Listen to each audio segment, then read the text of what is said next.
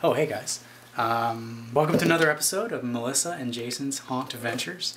So we'll leave this project for now, but today we're working on this, what do you call this prop? Like it's a prop? It's a distortions prop. It's one of those, I forget the name that they use for it, but it's basically... Creepy Cathy. Creepy Cathy. Creepy Cathy. So there's no pneumatics involved with it or anything, it's just all electronics.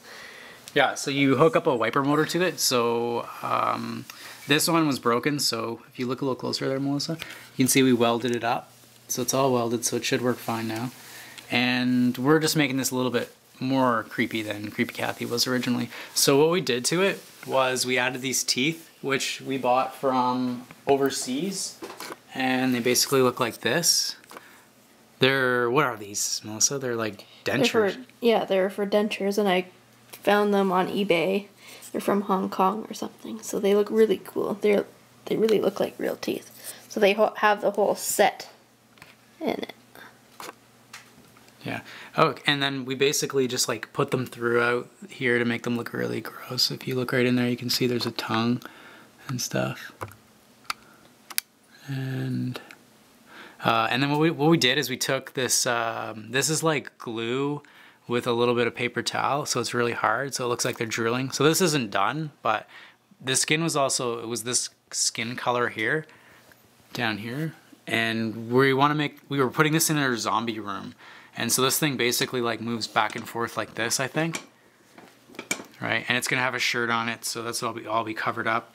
And then once we're done, it's gonna have blood and stuff coming all down it. It looks super scary. And the one thing that we find that really makes things look real is the eyes. So this just had painted on eyes, and what we did is we cut them out. So as you can see, it's completely cut out, and then we get these eyes here, which are doll or bear eyes, I think they're called.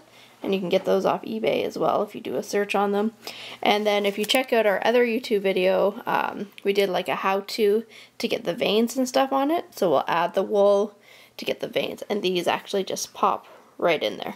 So yeah, so you know what? I'll demonstrate how it works, how easy it is.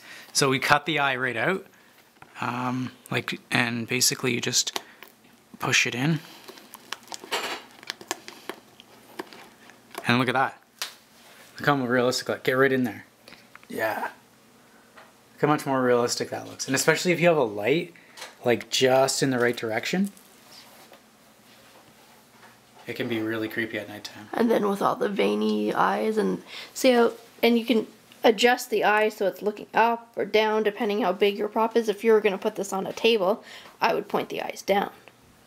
But this one's like a kid, so you want it looking up. Yeah, so as the people pass by, it's sort of like looking them straight in the eye.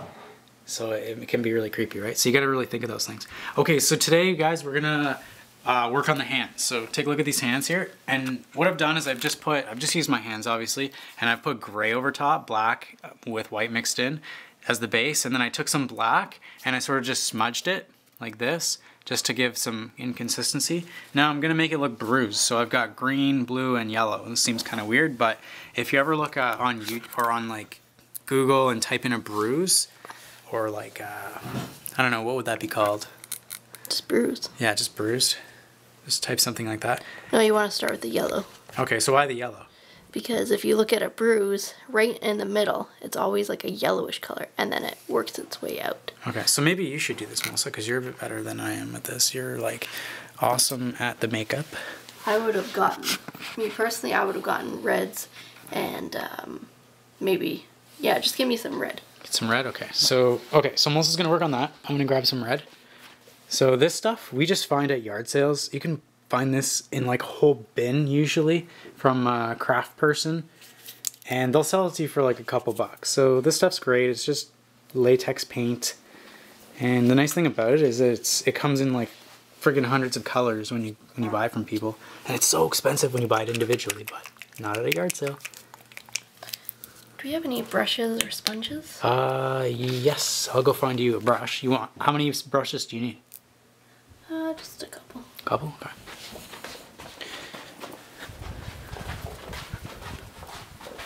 Okay guys, so we're just gonna grab a couple brushes, and we always wash these out after, because because brushes are expensive, especially if you're buying them new. But if you find them at a yard sale, they're not so bad, but still, wash them.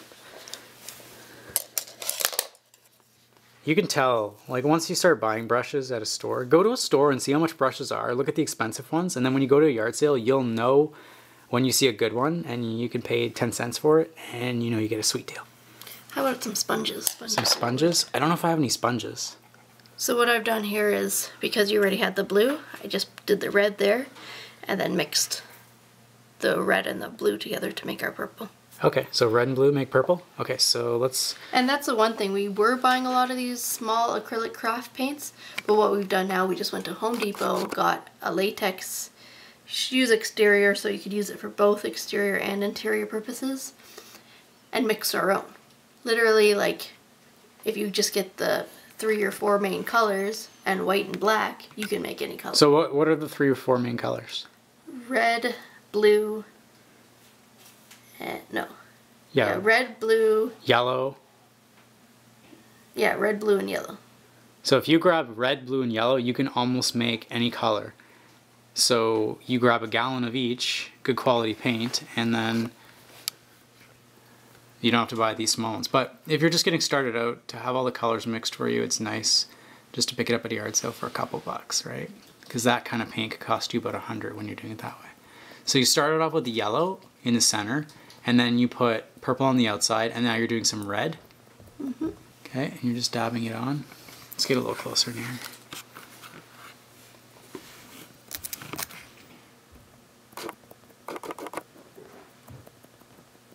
And you're just doing a nice gradation out, right? Mm-hmm.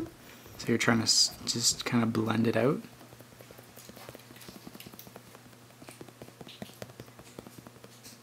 Again, guys, we learned a lot of this stuff from the haunted house conventions. The yellow part was actually the Wolf Brothers.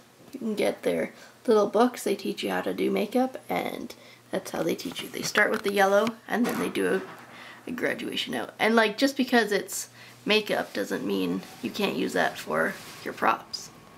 And I just added a little bit of green by accident because it was on the thing, but I think that actually looks pretty cool because it's a zombie, right? So, and it's gray, so normally the yellow looks a lot better, but again, guys, you buy these props from the big companies like Distortions and stuff, and they usually just come with a basic makeup job, like a quick airbrush job with a couple, maybe 1 or 2 layers of colors in them.